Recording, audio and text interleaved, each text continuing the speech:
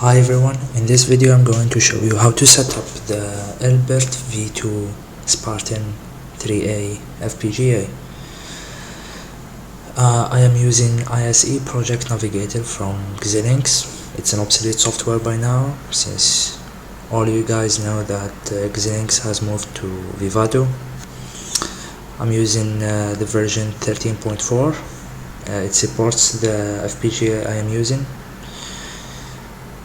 ELBERT V2 uses a very old chip, that's why we cannot use Vivado. It doesn't support this architecture anymore.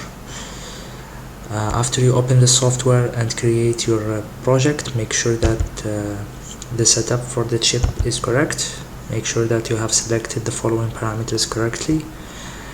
For the family of device, make sure that it's Spartan 3A and Spartan 3AN, and the device name is XC3S50A, and the package, make sure it's TQ144, and for the speed, make sure it's -5. Please do not select -4, it will not work. I have tried it. And for the language, don't just choose the language that you feel more comfortable using it.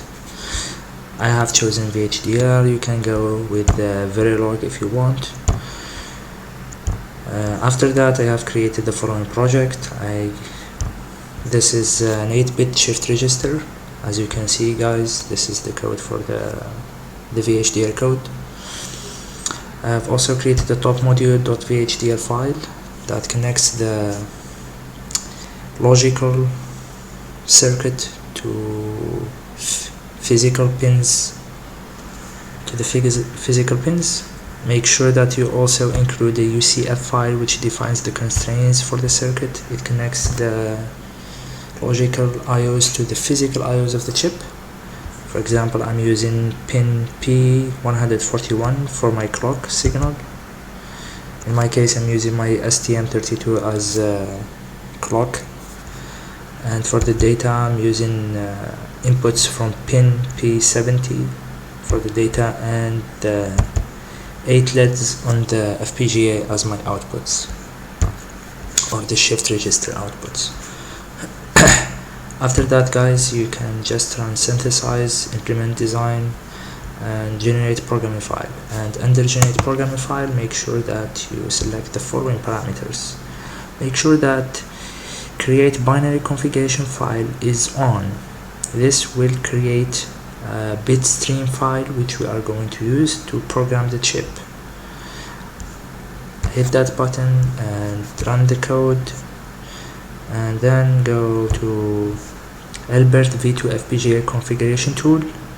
You can download this from the official website of the chip. Here you can select the USB port you are using and open the file.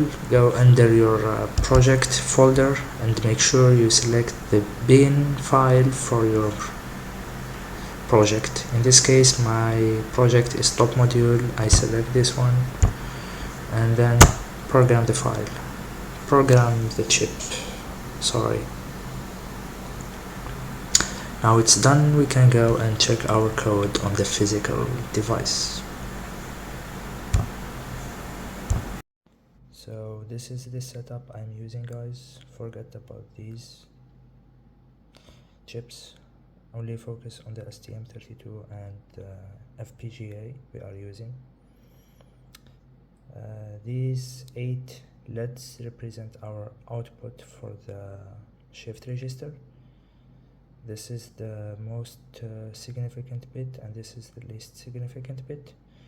And this is our data source, this switch here.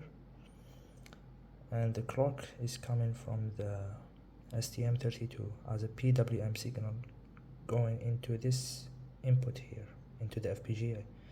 And if I switch this LED off, we can see the data moving through the shift register as the clock ticks. If I shift it back to on, we can see the data again moving from one flip-flop to the next.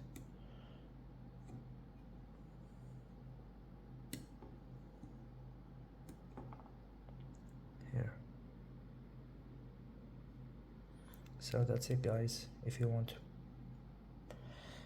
to learn more about FPGA and VHDL programming, just write me a comment and I can make a playlist on the topic.